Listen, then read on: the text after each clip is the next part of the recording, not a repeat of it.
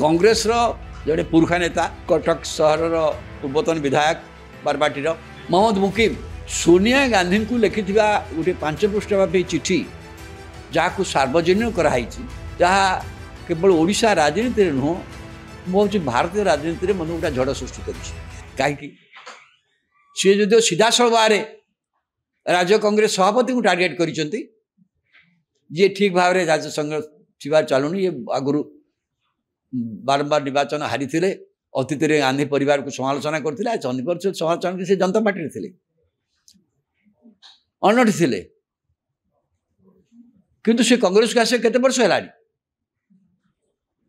सी कांग्रेस को आसिया केते वर्ष है कहले आप श्रीकांत जेना को कहे ये तो कथा नुहे कथा हूँ माने से समय गांधी परिवार को जो समालोचना करते नहीं अस्त्र कर सब बड़ कथा से कहते ये ठीक भाव चल पारना आंकर निजर पतियार थिबा निज निर्वाचन मंडल गोटे विधानसभा लोकसभा निर्वाचन से दल दयनीय स्थिति है ताने लोक मैंने ग्रहण करना जी लोक ग्रहण करना निज एरिया करना राज्य कांग्रेस कर्मी के साधारण लोक ग्रहण करेंगे ये प्रश्न उठाऊँ विचार या यथार्थ हो पारि था किंतु ये कही से सीमित रही ना सी पूर्वतन सभापति शरद पट्टनायक कथा कही शरद पट्टनायक जो मनोनीत कला और नेतृत्व दल 70% आसन को भोट को आसीगला समर्थन बेस को आसगला 17% सपोर्ट मिलला गला थरक 14 विधायक जीति 70% को 70 भोट आधार हो गला कांग्रेस जोटा सर्वनिम्न केवल से न सीमित रही था ठीक अच्छे से भी सीमित रही ना सी कहते भाव में कांग्रेस परिचालित हो जातीय स्तर में विशेष भाव राहुल गांधी और मल्लिकार्जुन खड़गे संगठन परिचय सबू राज्य में कांग्रेस कर्मी मान इच्छा अनुसार दल संगठन परिचालित होना से दल विभिन्न राज्य में बारंबार परिचित पराजित होते कांग्रेस कर्मी मान मनोबल भांगी जाऊँ सी जहाँ कहते मोहम्मद मुकीम मुझे भावी मोटाइन भाव में अनेक लोक राजनीतिक पर्यवेक्षक मान हुए तो कांग्रेस कर्मी अनेक मन कथा थी जे कांग्रेस तो ठीक भाव टे कम करूनी कहीं राहुल गांधी एक कथा केमती कले अनेक राज्य में कहीं लोक मान दि जाऊँगी कहीं कथा कांग्रेस कर्मी मान भितर मन भितर थी पारे किंतु मन भितर थी कथा को गोटे दल में लोक केवल पुणी सोनिया गांधी को चिठी लिखा अवश्य सोनिया गांधी को चिठी लिखा जे यदि लिखा चिठी एक मत लिखिं यदि प्रियंका गांधी भाद्रा सी दलर नेतृत्व ने हुए तो परिस्थिति युवक मान भितर अधिक प्रेरणा सृष्टि कर क्या लिखिं मुझे जानी किंतु यही कथा लिखिकी यहाँ सार्वजनिक करने फल कौन मन हम मोहम्मद मुकीम जहाँ लिखिं सीटा हो पारे अधिकांश कांग्रेस कर्मी मानकर समर्थक मानकर मनर भावना हो पारे मनर भावना हेले ताकू एपरी भाव में खोलाखोली व्यक्त करा अर्थ सी दलीय श्रृंखला भितर रहा चाहूना धरा पड़ो तो दलीय श्रृंखला भितर विरुद्ध कार्यानुष्ठान हो पारे मोर कह कथा हूँ मोहम्मद मुकीम मैंने पुरखा लोक कन्या सोफिया बर्तमान से जगार कटक विधायिका अच्छा परफॉर्मेंस बहुत भल किंतु कांग्रेस नेतृत्व यहाँ निश्चित कथा कांग्रेस नेतृत्व से जो गुरुत्व दवा कथा देखो उपकूल ओडिशा कांग्रेस लोक पराजित होता समय उपकूल ओडिशा कटक बारंबार 2 थर से निर्वाचित होती कम कथा नहीं कि जो धरण दल में सम्मान दवा कथा आप देखु नुआपड़ा जो स्टार प्रचारक है सी तो मोहम्मद मुकीम की निगलानी सोफिया को निगलानी कहीं निगलानी ये प्रश्न तो उठब किंतु ये प्रश्नर समाधान बाट जे सोनिया गांधी को चिठी लिखी जहाँ मनर कथा जइले सी संपूर्ण भाव ठीक है यह सार्वजनिक करेंगे कि करवा उचित कि जन पुरखा नेता ये बहुत दिन कांग्रेस दल अच्छा या द्वारा कांग्रेस पार्टी किपरि भाव शक्तिशाली हम क्या लोक भर धारणा कांग्रेस दल में सब गोष्ठी कंदल लगे जी सभापति विरुद्ध मत प्रकाश पाए हटिया आउ जोड़े करते एमती भाव क्रमागत भाव बहु सभापति गोटे पर गोटे गले बहुत शेष ये नेतृत्व ओडिशा थे बहुत भाव जानीबल पट्टनायक नेतृत्व तापर कौन सी नेतृत्व ओडिशा रे बर्तमान कांग्रेस दल को सड़खिकी जाली जावाई सुविधा करी ना এটা ବାରମ୍ବାର ଯେତେବେଳେ ବାରମ୍ବାର ଫେଲ୍ ହେଉଛନ୍ତି ସେ ପୁଣି ପରିବର୍ତ୍ତନ କରୁଛନ୍ତି, ଆଙ୍କୁ ହଟା ପୁଣି ପରିବର୍ତ୍ତନ କରୁଛନ୍ତି। ଏବଂ କଂଗ୍ରେସ ନେତୃତ୍ୱ ବନ୍ଧ ଓଡ଼ିଶା ଆସିକି ଓଡ଼ିଶା କଥା ଭଲ ଭାବରେ ଲୋକମାନଙ୍କ ମତ ନେଇକି ଗୋଟା ନିର୍ଣ୍ଣୟ କରିପାରୁନାହାନ୍ତି, ଏହା ମଧ୍ୟ ସତ୍ୟ। କିନ୍ତୁ ଏଇ କଥାଟାକୁ କହିଲା ବେଳେ ମହମ୍ମଦ ମୁକିମ ସୋନିଆ ଗାନ୍ଧୀକି ଯେଉଁ ପତ୍ର ଲେଖିଲେ ତାକୁ ସାର୍ବଜନୀନ କରିକି ସେ ଗୋଟେ ବିସ୍ଫୋରଣ କରିଦେଇଛନ୍ତି। ୟାକୁ ନେଇକି ଜାତୀୟ ସ୍ତରରେ ମଧ୍ୟ ଆଲୋଚନା ହେବ, କାରଣ ଏଥିରେ ଜାତୀୟ ସ୍ତରର କଥା ମଧ୍ୟ ଅଛି, ଅନ୍ୟ ରାଜ୍ୟମାନଙ୍କର ଯେଉଁ କଂଗ୍ରେସ ପରାଜିତ ହେଉଛି। ମହମ୍ମଦ ମୁକିମ କ'ଣ କରିବେ, କଂଗ୍ରେସ ଭିତରେ ରହିବେ କି ନାହିଁ ବଡ଼ କଥା ନୁହେଁ। ଏଥିରେ କଂଗ୍ରେସର ଓଡ଼ିଶାରେ କଂଗ୍ରେସ ବିଷୟରେ ଲୋକମାନଙ୍କର ଧାରଣା ଯେଉଁ ଥିଲା ସେ ଧାରଣା ତ ରୂଢ଼ୀଭୂତ ହେବ ଯେ କଂଗ୍ରେସ ଭିତରେ ଏମିତି ବରାବର ଚାଲେ। ହେଲା ଭକ୍ତଚରଣ ଦାସ ଚାଲିଗଲେ ଆଉ କିଏ ହେବ? କାରଣ ଏଠି ବିଭିନ୍ନ ନେତାଙ୍କୁ ବିଭିନ୍ନ ସମୟରେ ଏଠି ଦାୟିତ୍ୱ ଦିଆହେଇଛି। କେଉଁ ନେତାଙ୍କ ଅମଳରେ କଂଗ୍ରେସ ଦଳ ସିଧା ହେଇକି ଚାଲିପାରିନି।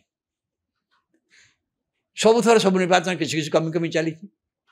କ'ଣ କଲେ, କେଉଁ ଫର୍ମୁଲା ନେଲେ, କେଉଁ ବାଟରେ ଗଲେ ଏଠି କଂଗ୍ରେସ ଠିକ୍ ବାଟକୁ ଆସିବ, ଏଥର ତ ବହୁତ ସମୟ ନେଲେ ଭକ୍ତ ଦାସକୁ ଚିହ୍ନଟ କରିବା ପାଇଁକା।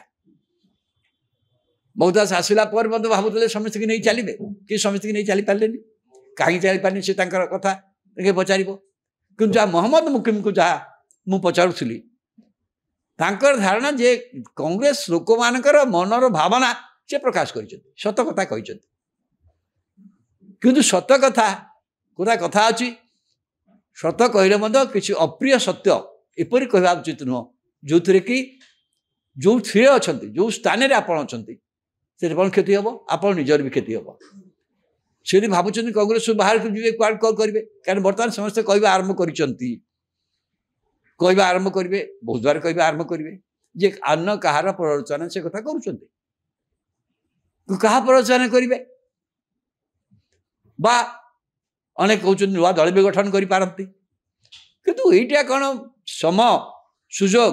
ଏହା ସତ୍ୟ ଯେ ଓଡ଼ିଶାରେ ବିଜେଡି ଗୋଟେ ଆଞ୍ଚଳିକ ଦଳ ଭାବରେ ଦିନକୁ ଦିନ କ୍ଷୁଣ୍ଣ ହେବାରେ ଲାଗିଛି। ବିଜେଡିର ନେତୃତ୍ୱର ପତିଆର ଯାଉଛି, ଲୋକପ୍ରିୟତା ମଧ୍ୟ କମୁଛି। ବିଜେଡି ସଂଗଠନ ଭିତରେ ବର୍ତ୍ତମାନ ଆକୁ ନେଇକି ଚାଲିଛି ବହୁତ ତର୍ଜମା ଆଲୋଚନା ଚାଲିଛି। ଠିକ୍ ଅଛି, ଓଡ଼ିଶାର ଗୋଟେ ଆଞ୍ଚଳିକ ଦଳ ଆଉ ଗୋଟେ ଆଞ୍ଚଳିକ ଦଳ ହୁଏତ ଦରକାର ପଡ଼ିପାରେ। କିନ୍ତୁ ମହମ୍ମଦ ମୁକିମ ଯିଏକି ଏତେ ବର୍ଷ ଧରି କଂଗ୍ରେସ ଦଳ ଭିତରେ ଥିଲେ ଏବଂ ସେ ଯେଉଁ ସମ୍ପ୍ରଦାୟ ଯେଉଁଠୁ ଆସୁଛନ୍ତି ଯେଭଳି ଭାବରେ ସେ ଏ କଥାଟି କରିବା ଫଳରେ ମୁଁ ତ ଏକ ସମୟରେ ଭାବୁଥିଲି ମହମ୍ମଦ ମୁକିମକୁ ରାଜ୍ୟ କଂଗ୍ରେସ ସଭାପତି ଗୋଟେ ସମୟରେ କଳ୍ପନା ଥିଲା। ହୁଏତ ଦିଲ୍ଲୀ ନେତୃତ୍ୱ କାହିଁକି କଲେନି ତାଙ୍କ ବିଷୟରେ ମୁଁ ଜାଣିନି। ଦିଲ୍ଲୀ ନେତୃତ୍ୱ ଧାରଣା ଇଏ ଗୋଟେ ବିଶ୍ୱାସଯୋଗ୍ୟ ଲୋକ ନୁହନ୍ତି, କାହିଁକିନା ରାଷ୍ଟ୍ରପତି ନିର୍ବାଚନରେ ସେ ଭୋଟ ଦେଲେନି ଦଳୀୟ ପ୍ରାର୍ଥୀକୁ ନ ଦେଇକି। ଏ କଥା ଯଦି ସେ ଖୋଲା ଖୋଲି କହିଛନ୍ତି ମୁଁ ସାହସ ଦେଲିନି। କିନ୍ତୁ ଯାହା ହେଲେ ମଧ୍ୟ ଦଳୀୟ ଗୋଟେ ଦଳ ଭିତରେ ଥିଲାବେଳେ ଯେଉଁ ଦଳରେ ଆପଣ ଜଣେ ପୁରୁଣା ନେତା, ନୂଆ ନେତା ନୁହେଁ, ଆପଣ ଯେତେବେଳେ ପ୍ରଶ୍ନ ଉଠେଇବେ ସତ କଥା କହିଛନ୍ତି, ସେ ଯାହା କହିଛନ୍ତି ସତ କଥା କହିଛନ୍ତି, ସେଥିରେ କିଛି ଭୁଲ ନଥାଇପାରେ। ମୁଁ ଭାବୁଛି ତାଙ୍କ ବିଚାର ସେଇଟା ଠିକ୍ ଏବଂ ଅନେକ କଂଗ୍ରେସ ଲୋକମାନେ ଭାବୁଥିବେ ସେୟା। କିନ୍ତୁ ଏହା ଏପରି ଭାବରେ ସର୍ବସାଧାରଣ ପ୍ରକାଶ କରି ଯେଉଁ ବ୍ୟବସ୍ଥାଟି କଲେ ତା ଦ୍ୱାରା କଂଗ୍ରେସ ଦଳ ସୁଦୃଢ଼ ହେବ ନା ଦୁର୍ବଳ ହେବ? କଂଗ୍ରେସ ଦୁର୍ବଳ ହେବା ପାଇଁ ବାଟ କଲେ। ସେ କଂଗ୍ରେସ ଯଦି ଦୁର୍ବଳ କଲେ କାହାକୁ ଶକ୍ତିଶାଳୀ କଲେ? ନିଜକୁ ଶକ୍ତିଶାଳୀ କଲେ କି? ମୁଁ ତ ଭାବୁନି ନିଜକୁ ଶକ୍ତିଶାଳୀ କରିବାକୁ ହେଲେ ଜଣେ ବ୍ୟକ୍ତି ନିଜକୁ ଶକ୍ତିଶାଳୀ କିପରି ବାହାର କରିପାରିବ?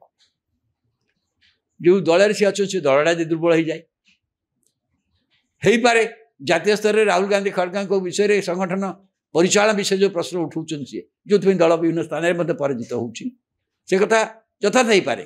କିନ୍ତୁ ଏହା ମଧ୍ୟ ସତ୍ୟ କଂଗ୍ରେସ ଦଳରେ ସର୍ବମାନ୍ୟ ସବୁଠୁ ଗ୍ରହଣୀୟ ନେତା ହେଉଛନ୍ତି ରାହୁଲ ଗାନ୍ଧୀ। ଏଇଟା ତ ଅସ୍ୱୀକାର କରିହେବନି। ନରେନ୍ଦ୍ର ମୋଦିଙ୍କର ବା ବିଜେପିର ବିକଳ୍ପ ଭାବରେ ଲୋକ ଜାତୀୟ ସ୍ତରରେ କଂଗ୍ରେସ ଦଳକୁ ହିଁ ବିଚାର କରୁଛନ୍ତି। ରାହୁଲ ଗାନ୍ଧୀଙ୍କ ପାଖରେ ଗୋଟେ ସାହସ ଅଛି, ସେ ବନେ କଥାରେ ଖାଲି ମୁକାବିଲା ସେ ଡରୁ ବି ନାହାନ୍ତି। ତେଣୁ ତାଙ୍କ ପଛରେ ମଧ୍ୟ କିଛି ଲୋକ ଅଛନ୍ତି। କଂଗ୍ରେସ ଦଳ ଭିତରେ ସମସ୍ତେ ଦଳ ଭିତରେ ସିଏ ସବୁଠୁ ଅଧିକ ସର୍ବମାନ୍ୟ ନେତା ହେଲା। ତାଙ୍କ ଦୁର୍ବଳତା ବିଷୟରେ ଇଏ ଚିଠି ଲେଖାଯାଇପାରିବ, କୁହାଯାଇପାରିବ, ଆଲୋଚନା ବି କରାଯାଇପାରିବ, କରାଯାଏ। ତାଙ୍କର ମଧ୍ୟ ଦୁର୍ବଳତା ଅଛି।